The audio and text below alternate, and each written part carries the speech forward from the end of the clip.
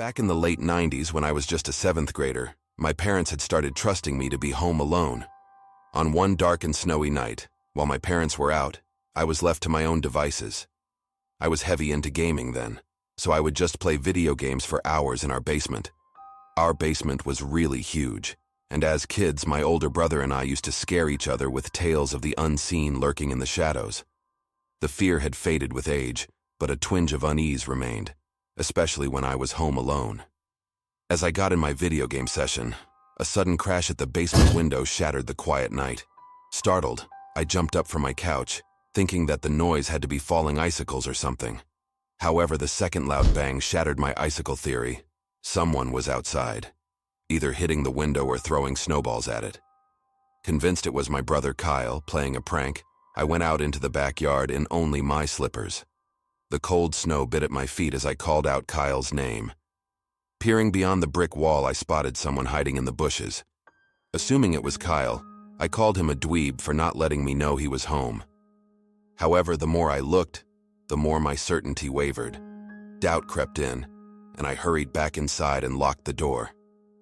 A call to my mom revealed that Kyle was actually still at a friend's house and staying over for the weekend. It was then that I realized there was an intruder in our backyard. My dad got on the phone and told me to stay put while he called the police. Alone in the house, I peered out my window and saw the mysterious hooded man roaming the backyard. The way he creeped about let me know that this was not just some prank. He definitely had something more disturbing in mind. It seemed like it was taking forever for the police to arrive as I sat and watched this guy peer through our windows and attempt to open them. I huddled in the corner of my room with the lights off, watching in terror as the stranger tried his best to get into our house. Relief washed over me when the police finally arrived. The officer inspected the property, finding footprints around the side and back of the house, but no trespasser. He assured me he would stick around until my parents came home. I now think that the guy only threw snowballs to see if anyone was home before trying to break in. And even after I came outside, he knew I was alone, so decided to go ahead with his plan since I was just a kid. When my parents finally arrived, the presence of the police eased my anxiety.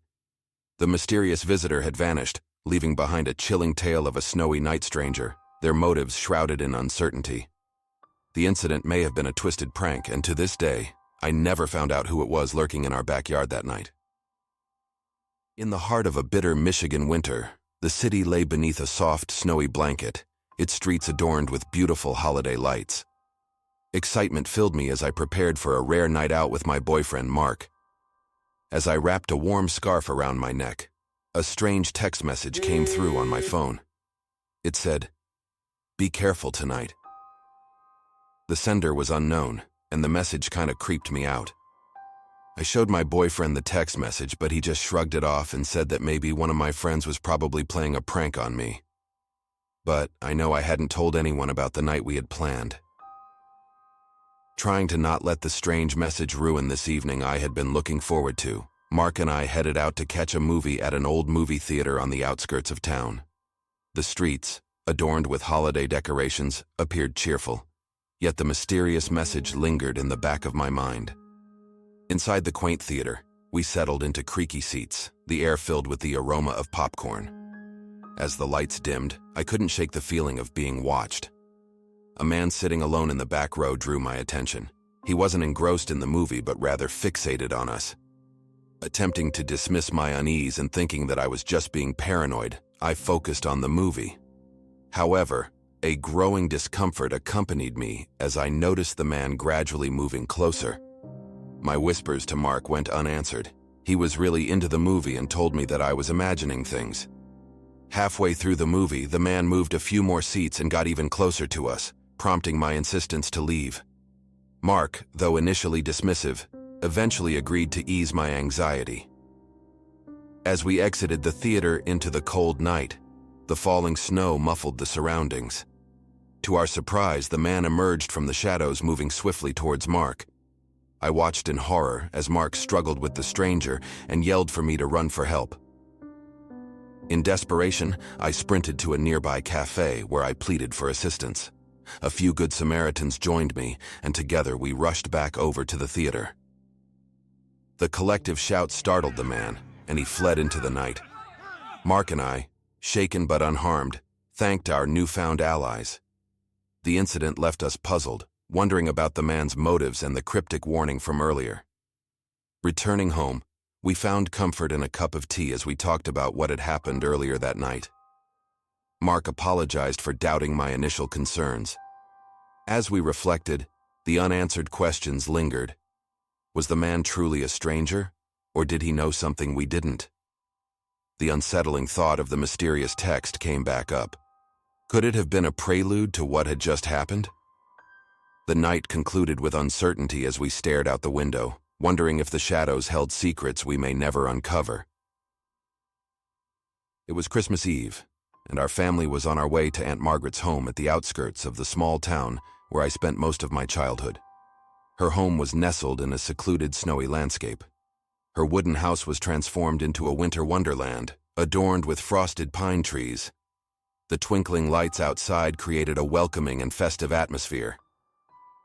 Aunt Margaret, the epitome of holiday cheer, was always the hostess of our Christmas gatherings. Brittany, my energetic cousin, brought excitement to our family affairs, always looking forward to the holidays with infectious enthusiasm.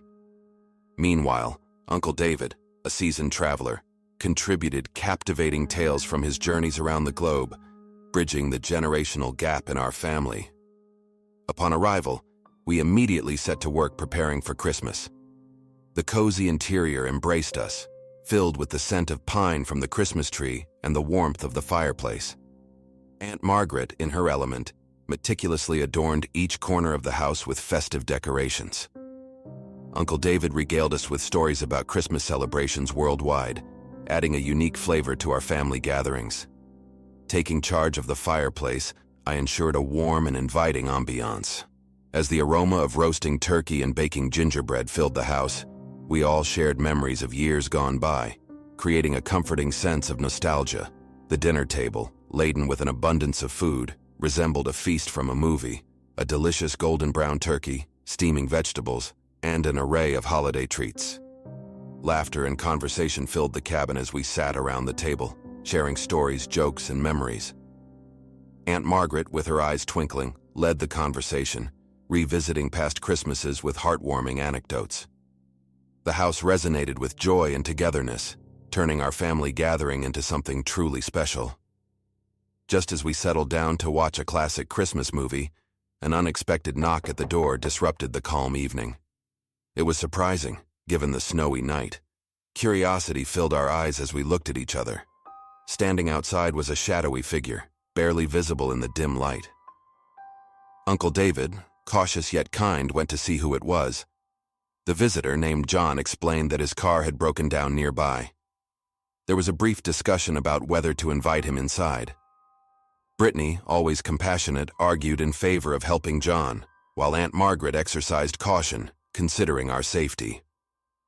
Ultimately, we decided to invite John in, as he appeared genuinely cold and weary. As John stepped into the warmth of the house, gratitude filled his eyes, and he began to thank us for allowing him to come inside. He shared his journey, recounting how he ended up stranded on Christmas Eve. Initially, his stories seemed typical of a traveler, but as the night progressed, something about John began to feel off. His narratives became inconsistent, and he eyed the house in a way that unsettled us. In the kitchen, Uncle David discreetly called the local towing service to check if anyone had reported a broken-down car. To our surprise, there was no record of such an incident. Doubt began to cast a shadow over John's authenticity. Aunt Margaret and Uncle David, sharing a concerned glance, decided to question John further. His answers grew vague, and he seemed uncomfortable. The once warm and cozy atmosphere transformed into one of tension. Brittany, who initially felt sorry for John, now looked worried. I watched quietly, uncertain about the stranger who had entered our Christmas Eve celebration. The situation escalated when Uncle David pointed out the inconsistencies in John's story. Aunt Margaret slipped away into the kitchen and called the cops. John's demeanor had changed, and he appeared scared, angry, and even desperate. The house, previously filled with Christmas cheer, now felt like a very different place altogether, a place tinged with danger. Suddenly, the distant sound of police sirens filled the air. John, realizing he couldn't escape, seemed to give up. Uncle David stood in his way as the police arrived. Upon questioning, John's facade crumbled, and we later found out that he was a career con artist and that the police were looking for him. We were all relieved as the police cuffed him and took him away. Afterward, we gathered in the living room, reflecting on the bizarre turn of events. Our Christmas Eve had become a real-life lesson about kindness and caution. Though the night had taken an unexpected turn, it definitely strengthened the bonds within our family. We all talked about the unpredictability of life, and we ended the night feeling grateful for the safety and unity we found within our family.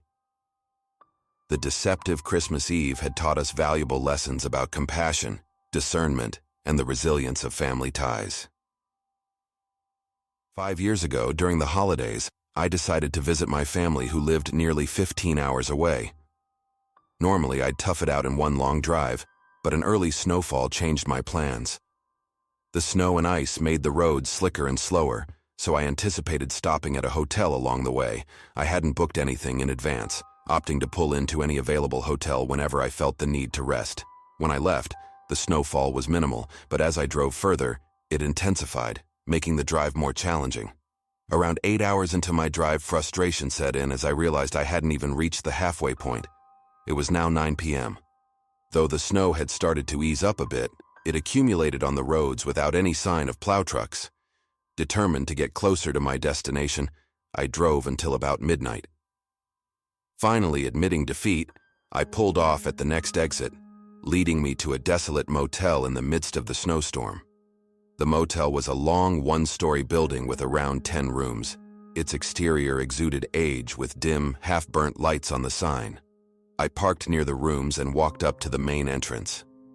Inside, a small room with a front desk greeted me, but a sign reading, "Be back in 15, with a picture of a coffee cup, suggested the attendant was on a break. So I returned to my car, and as I surveyed the parking lot, I noticed its emptiness. No cars, and it seemed like no one had been there for a while. I started to have doubts, and I briefly wondered if the sign was genuinely for a break, given the absence of any other vehicles.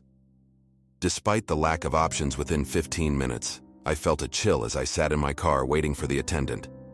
Hours later, I woke up to a new snowstorm and a shocking discovery: a man peering into my driver's side window. Startled, he walked away and signaled to another man by a truck on the other side of my car. The situation escalated quickly as they attempted to break into my car. I was now terrified and I tried to escape, but the thick snow impeded my progress. Then, as if things couldn't get any worse, one man smashed the back window as I struggled to free my car. Finally gaining some traction, I sped away, narrowly avoiding what I am sure was a dangerous encounter. Although this attack wasn't entirely my fault, I couldn't help but to feel that I had let myself become vulnerable. Without a doubt, those men were prepared, and it seemed like they knew the motel parking lot was an easy target. I never figured out what their motives were, and it left me haunted by the mystery of that dark, snowy night. Thanks for watching. Don't miss out on more spine-chilling tales. Subscribe now for weekly scares. Hit that red button and join our journey into the unknown.